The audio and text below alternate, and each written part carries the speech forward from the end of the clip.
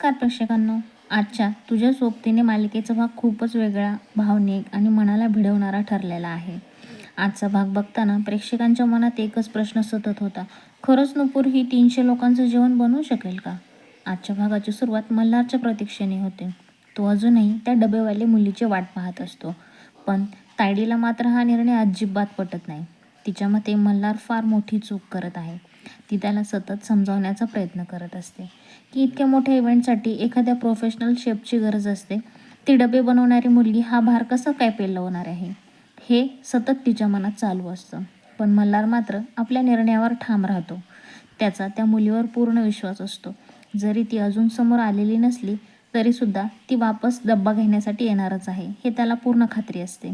दुसरीकडे नुपूरची परिस्थिती मात्र खूपच कठीण असते. घरात पैशांची चणचण, सावकारांचा तगादा, आजी आणि लहान ईशाची भीती, या सगळ्यांमध्ये नुपूर पूर्णपणे कोलमडते.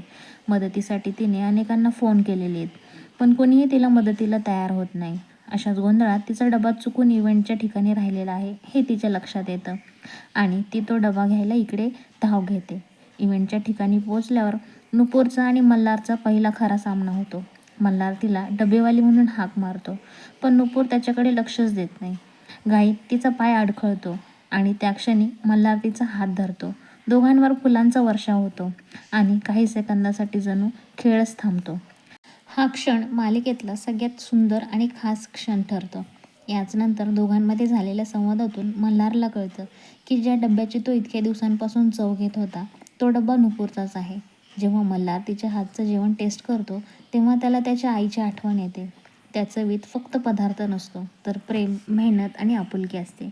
याच क्षणी मल्हार ठरवतो की हीच मुलगी त्यांच्या इव्हेंटसाठी योग्य आहे.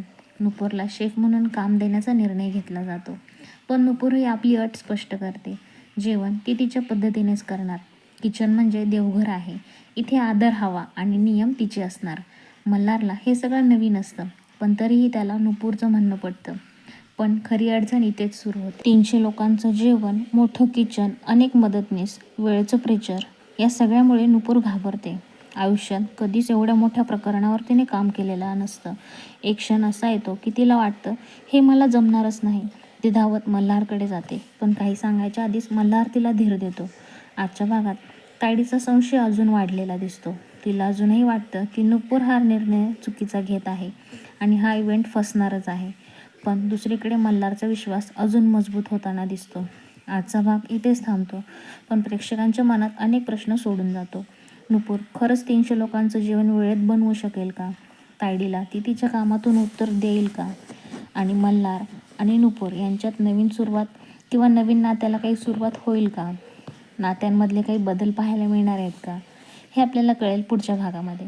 हे सगळं पाहण्यासाठी उद्याचा भाग नक्की पहा. अशाच नवीन अपडेटसाठी चॅनलला सबस्क्राईब करा.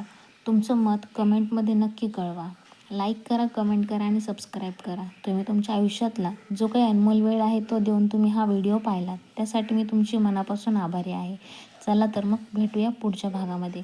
तोपर्यंत धन्यवाद.